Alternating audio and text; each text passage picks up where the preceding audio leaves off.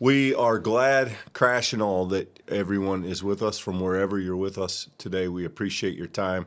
We are pressing on through the Proverbs. We are going to move toward the end of the first chapter. So we had some conversation about whether to include verses, what would it be, Michael? 8 through 19. Through 19. And in some ways, 8 through 19 and 20 through 33 cover lots of the same themes. One of them does it as if addressing an individual, and the other one more philosophical. And so we took the long view. So we're going to be in the back part of the chapter today. Chapter 1, we'll start with verse 20. And I don't know that we'll go through these verse by verse. We'll highlight some of them. But essentially, this is the first instance in the book, and we'll see this again. Wisdom gets personified, and what that means is that wisdom is spoken of as a literal character. In fact, even the word wisdom in the Greek version of these texts, they translated the Hebrew into Greek, and when they did, they treated the word wisdom as a proper name, Sophos, or Sophia, really, because it's a feminine. And that has generated lots of discussion. But in this book, and we see it in this section, wisdom is treated as an individual, as a person trying to teach, to do what the rest of the book is. So let's jump in a few verses here, then we'll look at them. Verse 20, wisdom cries out in the street, in the squares she raises her voice. At the busiest corner, she cries out. At the entrance of the city guards, she speaks.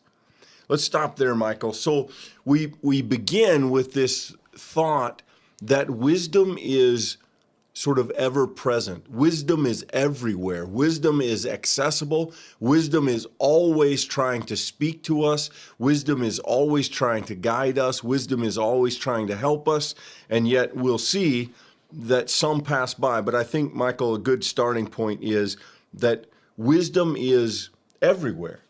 Yeah, it actually follows. We have this in our own sort of lexicon. You know, when we say, stop to smell the roses, this idea that a person can be so busy in life. And I don't mean by that just calendar busy. I mean that you can be always thinking, always moving on to the next thing, always considering that relational encounter, always thinking of the next party you're planning or whatever that thing is, that you can completely miss the other things happening around you, that we lack awareness at many points in our life. And we start here with this sense that wisdom surrounds us. It's even crying out. It's seeking to have its voice heard.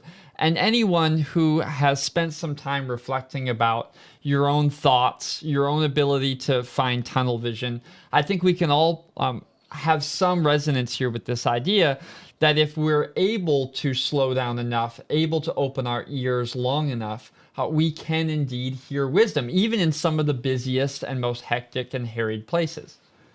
Right. And so then this is wisdom's mission, is to teach and share. Wisdom's problem, though, is that she often goes unheeded. And so we continue with verse 22. How long, O simple ones, will you love being simple?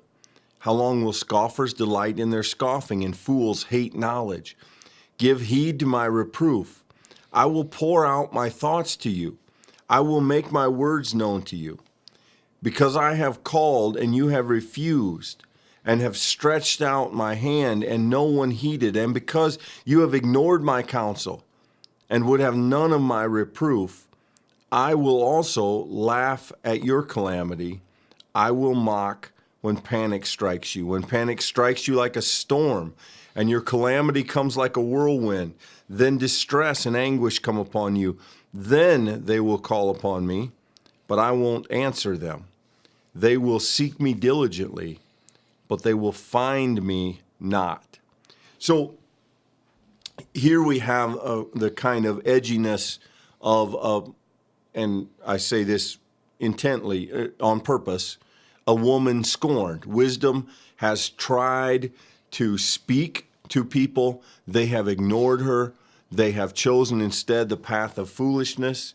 Whenever in the book of Proverbs wisdom is unheeded, calamity is the result. The lack of wisdom always leads to sinfulness, to misfortune, to poverty. Wisdom is the safety net that keeps us from all of the ills in life. And here, the simple have chosen to remain simple. Rather than listen, they've gone their own way. And wisdom says one day they're going to pay the price for it, and I'm going to laugh at them. I'm going to remind them that they had a chance. I'm going to be unmoved by their plight because they've done nothing to change it. And I don't know, that maybe is some language that could make us a little uncomfortable, but it's essentially wisdom saying, look, if you want nothing to do with me, then on the day you need me, it's going to be too late, and I'll want nothing to do with you. Yeah, Clint, I think that a key here is verse 27. Let's see if I can pull that up here quick. When panic strikes you like a storm and your calamity comes like a whirlwind. I think it's the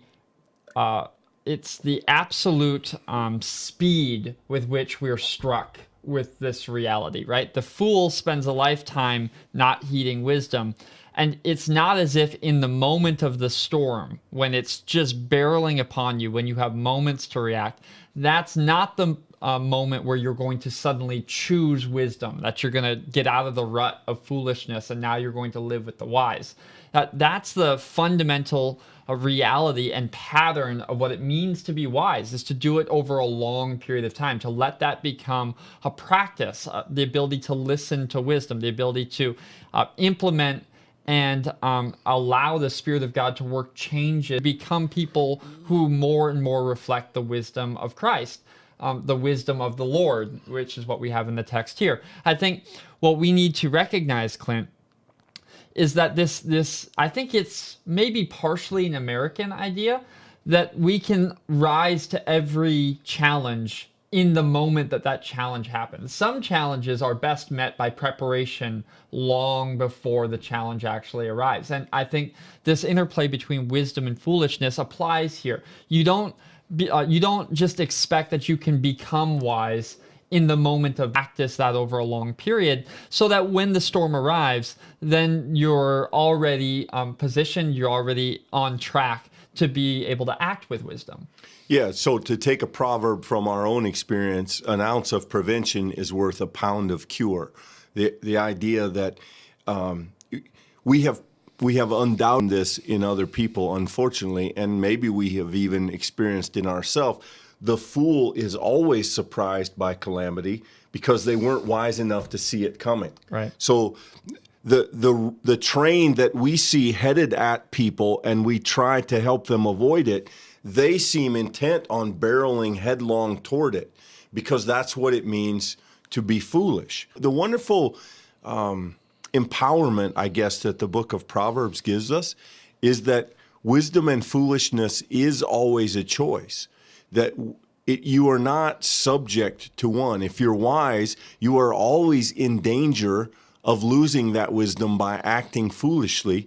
If you were a fool, if you are acting foolish, you are always invited to change that path and seek wisdom instead. This idea that wisdom calls out is an invitation to embrace wisdom, to internalize wisdom. And the good news of that is that though our foolishness may have consequence, it need not be a permanent position that we occupy in our lives. And in that sense, even while the voice of wisdom criticizes, it also invites. Yeah, and I do think that wisdom looks very different depending upon what side of it you're looking, right? I think wisdom, from the wise's standpoint, looks like a long series of small, faithful choices and the willingness to submit and be humble. I think to the fool, wisdom feels like an island separated by just miles and miles of sea. It feels so far away. And I do think there's this amazing, even I think it'd be safe to say, sort of scriptural vantage that we have here, Clint, that it's the small process of discipleship that makes the wise truly wise. It's the fact that you rise with this new commitment this day to seek to hear, to understand, to be transformed, to be gracious with. And it's in that daily process that the wise is formed. I think maybe we as a culture in America think of wisdom as being directly tied to age as opposed to this posture and this practice. And I think that wisdom, of course, needs some time to work itself out by definition. But just because you're older doesn't mean that you're necessarily wise. And just because you're younger doesn't mean that you haven't submitted and been humble and learned. And I think that that's a really important sort of accessible note of wisdom, is that it's available to all wherever you're at in your life journey. Yeah, and unfortunately, we all know foolish old people. And maybe we also have been privileged to know some very wise young people. In my experience, the common thread of those young people have been that they've generally experienced some hardship.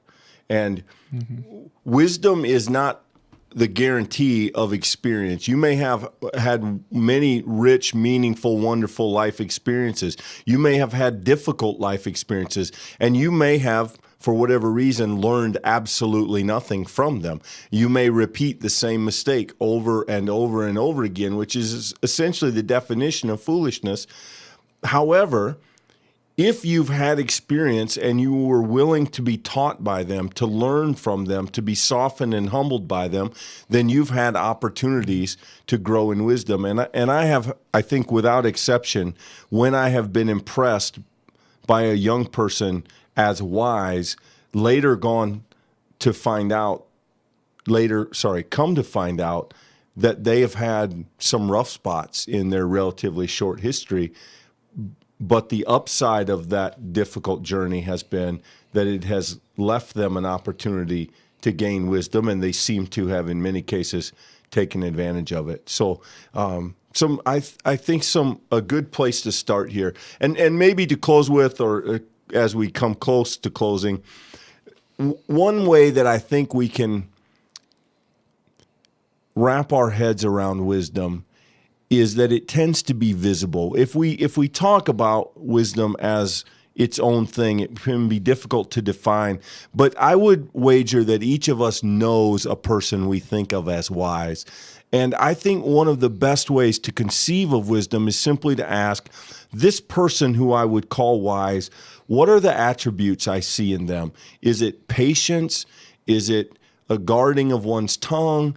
Is it a kind of reluctance to jump ahead without thinking things through? What are the markers of wisdom in the wise people that I know? And I think that is helpful at the beginning of a study on wisdom, because it helps us maybe to get a handle on what we're talking about. Yeah, and I think to look at the opposite, what defines a fool, I think 32 really helps us here. Chapter 1, verse 32, waywardness kills the simple, and complacency of fools destroys them. We sometimes might think of foolishness as choosing actively going after wrong paths. I don't think that that's necessarily what is in mind here, Clint. I think what we see in these words, wayward and complacent, is sometimes foolishness simply lives in our unwillingness to take action, to choose to make steps forward. It's that person who's mired in the muck of questions and complexities and